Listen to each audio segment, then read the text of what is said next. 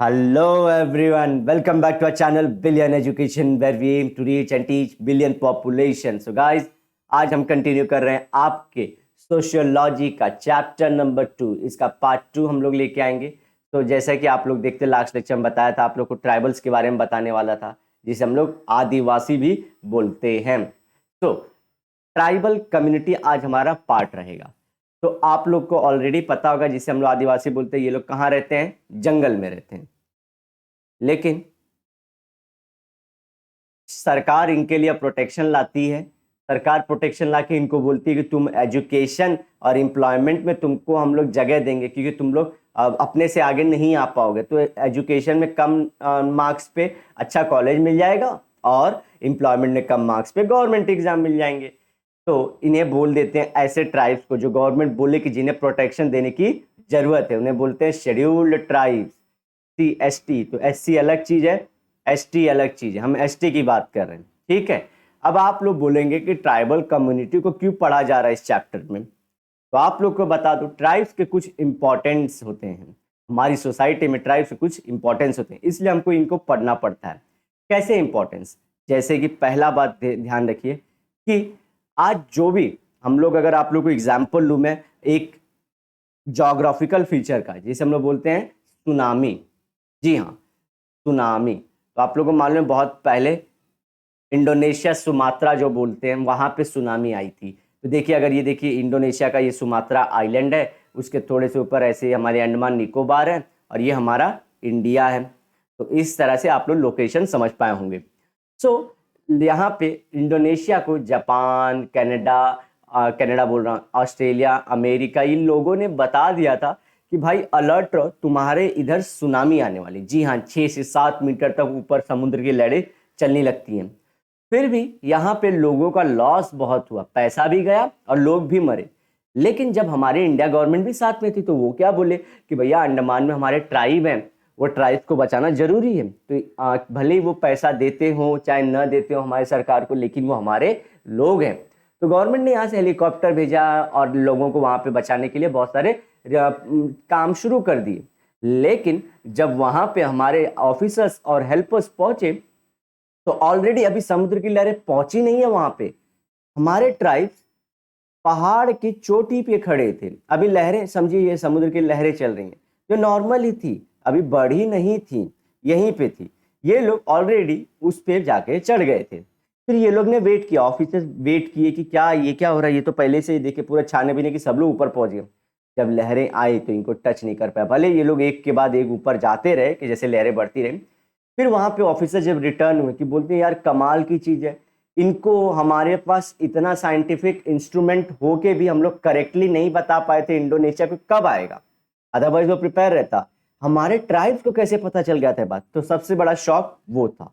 तो इसलिए ट्राइब्स के बारे में पढ़ना बहुत जरूरी हो जाता है। दूसरी चीज, आज देखेंगे वर्ल्ड में जो कोविड की सिचुएशन है, कोविड की सिचुएशन में पूरा वर्ल्ड फाइट कर रहा है। तो इसका सोल्यूशन क्या निकाल रहे हैं? लस। लस मतलब मराठी में वैक्सीन और हिंदी में टीका, ये खोज रहे हैं लोग। अब आपको बता दूं, हम जो भी दवाएं खाते हैं जैसे पैरासीटामोल, आइबुप्रोफेन, ये सब हमारे को सस्ते में कैसे मिल जाती हैं? एक कंपनी होती है जो रिसर्च करती है, पैसा लगाती है पूरा, और वो महंगा बनाती है। एक्चुअली उसका दवा 1000-1500 का होगा, लेकिन कुछ साल बाद वो सस्ता हो जाता है। लोग उसकी कॉपी बना के मार्केट में बेचना शुरू कर देते हैं, वो 1-2 रुपए में मिलना शुरू हो जाएगा। तो ये जो डॉट डॉट है वो जेनेरिक मेडिसिन है, लेकिन बनाया किसने था? ये जो कंपनी पूरा रिसर्च की थी, इसके पैसा बहुत लगाया था। अब ये जो रिसर्च करती है कंपनियां ना, ये खुद में बैठ के नहीं बहुत बार दवाइयां बनाती, ये जाते हैं ट्राइब्स के पास और देखते हैं कि ट्राइब्स उसी चीज के लिए कैसे सोल्यूशन निकाल रहे हैं। जी हाँ, कि वो लोग कैसे, अगर समझो उनको अगर चोट लगी, उनको इंजरी हुई, तो वो कैसे ठीक करते हैं। समझो कोई पत्ता लगा लिए, तो पत्ते को लेके जाएंगे लैब में रिसर्च करेंगे, उसका एक्टिव इंग्रेडिएंट चेक कर लेंगे और बहुत फटफट फटफट काम करेंगे ये सब, और जाके उसका पेटेंट ले लेंगे कि देखिए भैया इस प्लांट के इस पत्ते में ये चीज होती है और ये बात हमने पता की है और किसी को पता नहीं है। अब ये करोड़ों कमाएंगे। और मालूम पड़ा पत्ता सिर्फ ट्राइबल या जंगल में ही मिलता है, वो ट्राइब को हटा देंगे वहां से। तो जिसने भैया ओरिजिनली जिसको पता था उसी को हटा दिया। तो ऐसे काम करते हैं। तो दवाइयां, मेडिसिन और वो सब करने के लिए इनका बहुत रोल होता है। तीसरा, आज बोल रहे हैं कि 2012 में बहुत पहले बोले थे दुनिया तबाह हो जाएगी, अब बोलते 2050 में होगी, अब बोलते कभी बोलते 2100 में, लेकिन तबाही की बात सब कर रहे हैं, चाहे धर्म हो, चाहे साइंस हो, चाहे इन्वायरमेंटलिस्ट हो। तो जो हमारे ये है ट्राइब्स हैं, ये इन्वायरमेंट के दोस्त हैं, ये पेड़ को अपना भगवान मानते हैं। जी हाँ, तो ये बहुत जरूरी है नेचर को प्रोटेक्शन करने के लिए, हद से ज्यादा। आप भले इनको कहीं भी पहुंच जाएं, लेकिन ये नेचर को प्रोटेक्ट करना जानते हैं, नेचर के यूज को जानते रहते हैं, तो नेचर्स लवर हैं ये और नेचर बॉय हैं।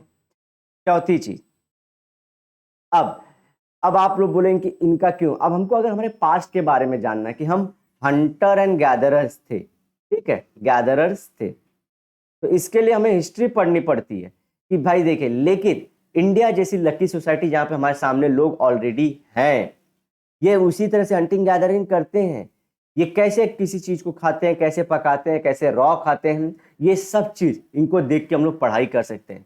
सबको एक चुल होती है लाइफ में, चुल, कि हमारा पास्ट जानना होता है हमको कि हम क्या थे, चाहे मेरे पास्ट में मैं कैसा था, इंडिया का पास्ट कैसा था, मेरे कंट्री या कॉन्टिनेंट का पास्ट कैसा था, हम ह्यूमंस का पास्ट कैसा था, हमको पास्ट जानना रहता है हमेशा। या कोई चीज हो गई, किसी के साथ कुछ हुआ तो बताओ क्या हुआ था, सबको पास्ट जानना है, भले हम लोग प्रेजेंट में रह रहे हैं और फ्यूचर में अच्छा करने के लिए, तो पास्ट के बारे में जो इंफॉर्मेशन है ये ट्राइब्स दे पाते हैं। जी हाँ, और फिफ्थ पॉइंट कि अगर आप लोग को और सारी चीजें जैसे कि ह्यूमन का इवोल्यूशन साइंस में पढ़ना है, ह्यूमन इवोल्यूशन, तो ये इंपॉर्टेंट है। मैं ये पास जो बताया वो हिस्ट्री पॉइंट ऑफ व्यू से, घर ये लोग सोसाइटी बनाते हैं कि नहीं बनाते थे, वर्शिप करते थे, कल्चर और सोसाइटी का पार्ट, लेकिन साइंस का पार्ट अलग हो जाता है। डीएनए की स्टडी करना, कितने प्योर कोई रेस है, क्योंकि ये किसी से मिलते नहीं है तो इनका डीएनए सबसे अलग होगा, तो साइंस की फील्ड में इनका बहुत इंपॉर्टेंस है। अब मुझे बताइए, geography, history, science, sociology, psychology की हंसते कैसे, इमोशंस कैसे, तो ये फाइट कब करते हैं, हर एक सब्जेक्ट को लेके आप ट्राइब्स के बारे में पढ़ सकते हैं। और मैं आप लोग को मेडिसिन के फील्ड में, साइंस के फील्ड में, हमारी डे टू डे लाइफ में फील्ड में ये कितने इंपॉर्टेंट है, इन्वायरमेंट को बचाने के लिए, जिसके ऊपर सब लोग बिजनेस कर रहे हैं, हम लोग जी रहे हैं, ये सब के सब ट्राइब कर रहे हैं। अब इतनी अच्छी कम्युनिटी, इतनी बड़ी कम्युनिटी के बारे में हम लोग ना पढ़ें तो ये जाती होगी, हम खुद ही गलती करेंगे इनके बारे में ना पढ़ के। अब चलते हैं आगे हम लोग, अब चैप्टर में आप लोग को इंटरेस्ट रहेगा पढ़ने के लिए कि ये सब कैसे इंपॉर्टेंट है। और बता दो गाइस, ये यूपीएससी एमपीएससी के क्वेश्चन होते हैं, importance of tribe interview round में भी पूछ लिया जाता है। तो मैंने जितनी इंफॉर्मेशन हो सकती थोड़ी मोड़ी आप लोगों को देने की कोशिश की है। So the term tribe has had multiple meaning, जो पहले का था, अभी भी ट्राइब की बहुत सारे मतलब होते हैं। जैसे कि कौन है ट्राइब, जैसे कि आपको पता है ना, शेड्यूल्ड ट्राइब्स कहाँ रहते हैं, ये तो अब इनको जॉब में मिल गया प्लस एजुकेशन, तो ये शहर में भी रह सकते हैं। तो क्या शहर में रहेगा उससे डिसाइड, क्योंकि शहर में तो मैं भी हूँ, तो क्या मैं भी ट्राइब हूँ? नहीं। तो कौन है ट्राइब, कौन है? दूसरी चीज, अब कपड़े जो कम पहने, तो मैं भी कल को कम कपड़ा पहन के मैं भी गवर्नमेंट को बोलूँ भाई मुझको जॉब दे दो, तो फिर तो मैं नहीं हूँ ना ट्राइब। लेकिन अब तीसरी चीज, मेरी भाषा अलग हो, मैं अलग बोलता रहूँ, जो गवर्नमेंट बोली चले, गवर्नमेंट बोल दिए कि बोडो ट्राइब, बोडो ट्राइब जो है वो, मैं जाके उनके बीच में रहने लगूँ, उनकी भाषा सीख जाऊं, तो क्या मैं बोडो ट्राइब हो गया? कौन है ट्राइब, एक्चुअल मीनिंग क्या है ट्राइब की? तो एक तो अब मैं कैसे उनसे अलग हूँ ये भी डिसाइड करना बहुत जरूरी है, और वो खुद में कहाँ पे पाए जाते हैं, क्योंकि ये लोग ग्रुप में रहते हैं, हर जगह नहीं फैलते। तो the term tribe had multiple meaning, क्या मीनिंग है, कुछ क्लियरिटी ज्यादा है नहीं।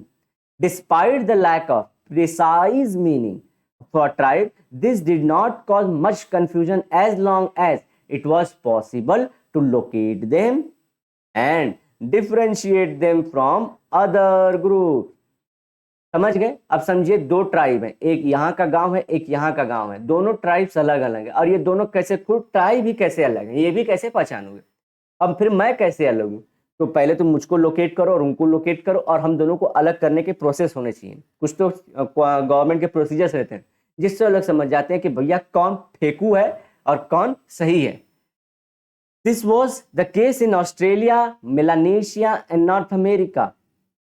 तो ऑस्ट्रेलिया कॉन्टिनेंट है, नॉर्थ अमेरिका भी कॉन्टिनेंट है। आप मुझे बताइए बचे टोटल कितने कॉन्टिनेंट हैं पूरे वर्ल्ड में, और उनके नाम लिखिए। चलिए, अब मेलानेशिया क्या होता है ये मैं बताऊंगा आप लोग को। देखिए, मेलानेशिया ग्रुप ऑफ कंट्रीज है, जैसे कि अगर इंडियन सब कॉन्टिनेंट बोल दे हम लोग, तो उसमें आता है हमारा प्यारा भारत, बाजू में हमारा पाकिस्तान, हमारा बांग्लादेश, ऊपर नेपाल, भूटान, श्रीलंका, ये सब आते हैं इसके अंदर। किसकी डेफिनेशन? इंडियन सब कॉन्टिनेंट। आप मुझे एक और काम देता हूं, क्यों पाकिस्तान कॉन्टिनेंट नहीं बोलते, क्यों श्रीलंकन कॉन्टिनेंट नहीं बोलते, क्यों इसी तरह से हम लोग नेपाल कॉन्टिनेंट क्यों नहीं बोलते, बांग्लादेश कॉन्टिनेंट क्यों नहीं बोलते, इंडियन सब कॉन्टिनेंट क्यों बोलना जरूरी था? और दूसरी चीज, इसको कॉन्टिनेंट क्यों बोलते हैं, अरे सब कॉन्टिनेंट क्यों बोलते हैं, कॉन्टिनेंट क्यों नहीं बोल देते? सब के सब रीजंस आप मुझे कमेंट सेक्शन में बताइए। बहुत इंपॉर्टेंट क्वेश्चन दे दिया आप लोग को, देखिए सर्च कर पाते हैं क्या? सो मेलानेशिया ग्रुप है, जैसे कि मैं बताया इंडियन सब कॉन्टिनेंट ग्रुप है। जब इंडियन सब कॉन्टिनेंट बोले, मेलानेशिया के अंदर आता है फूजी, पपुआ न्यू गिनिया जैसे कंट्रीज। अब पपुआ न्यू गिनिया अपने गली का पप्पू नहीं है, एक कंट्री है पपुआ न्यू गिनिया, ठीक है। गिनिया के नाम पे बहुत सारे हैं, तो गिनिया में अवेयर रहना। गिनिया खुद एक कंट्री है अफ्रीका में, पपुआ न्यू गिनिया एशिया में है, दोनों अलग अलग जगह हैं। सो अब आप लोगों को समझ पाया होगा कि America where tribal people were first studied by anthropologist. तो सेम दिक्कत आ रही थी। एंथ्रोपोलॉजिस्ट क्या होते हैं? जो साइंस और ये सब के बारे में पढ़ाई करते हैं। अब बता दूं आप लोग को, आज मैं यहीं पे रखूंगा कि ये जो ऑस्ट्रेलिया, जो अमेरिका है, नॉर्थ अमेरिकन कॉन्टिनेंट में आप लोग को पता होना चाहिए कि उसके अंदर आता है दिस टाइम मैक्सिको, यूएसए और कनाडा, ये 3 कंट्रीज आते हैं इसके अंदर। तो यूएसए और कनाडा के अंदर आज कोई भी ट्राइब नहीं है, बदनसीब हैं वो लोग। भले आप लोग बोलेंगे कि ये क्या बात बोल दी। अब इतने पॉइंट्स मैंने आपको फायदे गिना दिए, क्या इनके पास ये फायदे हैं? इनके पास नहीं है। सो ये क्या है, यहाँ पे जो पहले ट्राइब थे वो थे रेड इंडियंस। हम इंडियंस नहीं, रेड इंडियंस अलग है। आप लोग ने अगर इमेज देखा रहेगा कि जिन्होंने अपने सिर पे ऐसे जो फेदर लगा के रखे रहते हैं, ऐसे देखिए अपने, उनके जो बर्ड्स होते हैं उनके ऐसे, और फिर डांस करते हैं, फिर कपड़े पहने रहते हैं। या तो पहले के कार्टून्स भी आते थे, उनका नाम मैं भूल रहा हूँ, तो वो सब रेड इंडियंस थे। ये लोग ने क्या किया, आप लोग को पता होगा कि जो ब्रिटेन में लोग थे उनको सजा के तौर पर, काला पानी के तौर पर अमेरिका में भेजा जाता था। जी हाँ। अब वो लोग वहां पे, अब ब्रिटेन के लिए तो उनकी जमीन भैया सबसे बड़ा स्वर्ग और बाकी सब जमीन नर्क है, तो उनको लगा कि अमेरिका भी नर्क है। लेकिन यहाँ पे ये लोग कैदी लोग थे, हार्ड वर्किंग थे, ये लोग ने वहां पे खेती बीती अपना पूरा इंडस्ट्री लगा के ग्रो कर लिया, डेवलप हो गया। वर्ल्ड की सबसे मोटी और ताजी पैसे वाली ये एक बोलते ना कंट्री हो चुकी है, सिविलाइजेशन बन चुकी है 250 साल से, जिसको किसी ने हराया ही नहीं है, ऐसी एक कंट्री हो चुकी यूएसए। तो ये लोग ने क्या किया, क्रिमिनल्स थे ही, तो थोड़े से रेड इंडियंस का रिसोर्स यूज कर रहे थे, और इस रेड इंडियंस अगर अपोज कर रहे थे तो बाला बाला कर दे रहे थे इनका। तो ये सब चीजें हो गई थी, तो बदनसीब हैं ये लोग। अब इंडिया इसलिए प्रोटेक्ट करती है, और ये हमारे जो नेहरू थे बहुत शाणे थे, 60-70 साल पहले ही पंचशील ला के रख दिए थे। पंचशील पढ़िए, यूपीएससी एमपीएससी एग्जाम में पंचशील आता है। इज्जत बढ़ेगी ट्राइब्स के लिए। हम इनको आवारा कुछ भी बोलने से पहले एक बार सोचेंगे कि किसको क्या बोल रहे हैं हम लोग। हमारी नज़रों में, हमारी सोसाइटी के जो लोग हैं, हमारे जो सेम, देखिए सेम बोलने, क्यों बोलते हैं कि सेम होना अच्छा नहीं होता, डाइवर्सिटी अच्छी होती है। हम सब बोलेंगे कि देखो, अगर सब लोग मिलके एक दिन समझे कौवे को और कोयल को, कोयल का जो भी काला दिख रहा है सबको कौवा कौवा बोलने लगे, सब लोग कौवा कौवा बोलेंगे। कोई नहीं ऐसा इंसान नहीं उठ के आकर जो बोला कि अरे ये कोयल है, ये कौवा है, ऐसे अलग अलग है। ये बोलना जरूरी है, नहीं तो पूरी चीजें जो रियलिटी दिख रही है, जो उसका बोलते हैं द्रव्य की थियरी है, वो कोयल का अलग चीज है, वो अलग है, कौवा अलग है। तो सेम सोसाइटी सेम चीज बोलती है। इसलिए ध्यान रखिए कि आप में हेट्रोजीनस होने चाहिए लोग। ये बदनसीब लोग हैं जो ये लोग के पास नहीं। अमेरिका ऐसे, हमारे इंडिया में डाइवर्सिटी थी, और हम तो, मैं अलग हूँ आपसे, आप मुझसे अलग है, ये तो हम लोग है ही। मैं, हमारे में काला गोरा, आप लोग कुछ और कलर के होंगे, ये है। लेकिन हमारे ट्राइब्स भी अलग हैं, वो हैं, उनकी इज्जत करना सीखना हम लोग को, और वो बहुत इंपॉर्टेंट है। तो जो भी 10-15-20 लोग ये वीडियो देख रहे होंगे, प्लीज अपना सपोर्ट बनाए रखना, इनमें ज्यादा हेट मत फैलाना, काम रहिए, सीधा अपने इंडिया को आगे बढ़ाना है। इसलिए इंडिया को आगे क्यों बढ़ाने बोलता हूँ, वर्ल्ड में कहीं भी जाइए पीस, अब ये नहीं बोल रहा हूँ कोई रहता है, 2-3 हजार साल से हम लोग यहीं पे हैं। तो अब जो वेस्टर्न कल्चर है वो डोमिनेट होती जा रहा है, हमको तुड़वाने पर लग गया है। तो ये लोग को ऐसा थॉट रहता है कि जो भी बहुत पुरानी चीज है ना वो टूटनी चाहिए। तो अगर हम लोग कोशिश नहीं करेंगे, मैं ये नहीं कि हिंदुइज्म के, इस्लाम या किसी का सपोर्ट कर रहा हूँ, मैं बोल रहा हूँ इंडिया को एग्जिस्ट होना बहुत जरूरी है। इंडिया है, कई जगहों फैला भी था, तो लड़ाई झगड़ा करके नहीं आते थे। अभी भी जाते तो लड़ाई झगड़ा मारे मारा करके मर्डर के केसेस करके नहीं आते। इंडिया का आगे बढ़ना पहले खुद में बहुत जरूरी, अगर अर्थ को सर्वाइव करना है तो प्लीज एक कोशिश कर। आप कुछ लोग बोल रहे हैं बहुत ज्यादा एब्रो रेस करके कि यार ये क्या थ्योरी बता दिया। डिबेट कर सकता हूँ उस टॉपिक पे मैं हद से ज्यादा, और बहुत सारे पॉइंट्स भी है कि इंडिया कैसे काम कर रहा है। पैसा ना होते भी हम लोग इन्वायरमेंट में बचाने में पैसा लगे। करप्शन की बात आप लोग लेके आ जाओगे तो वो सब चीज अलग चीज है, उस पर भी डिबेट हो सकता है। लेकिन गाइज अगर इसी टॉपिक के साथ हम लोग इसको एंड करते क्योंकि वीडियो भी बड़ा हो जाएगा, नेक्स्ट हम लोग कंटिन्यू करेंगे, टॉपिक से जुड़े रहेंगे ताकि आप लोगों को ये जो पूरा सिलेबस है वो इजी लगे। एटलीस्ट आप लोगों को ट्राइब्स के बारे में अगर मैं ऐसे ही पढ़ देता तो इसके बारे में इंप्रेशन क्या रहता, कुछ इंप्रेशन है। अब आप लोग को एक एक वर्ड की मीनिंग समझ में आ रही होगी। तो गाइज मिलते हैं नेक्स्ट लेक्चर में। Till then bye bye, have a great and nice day ahead. तो सायोनारा, लेकिन वादे के साथ कि मिलेंगे दोबारा।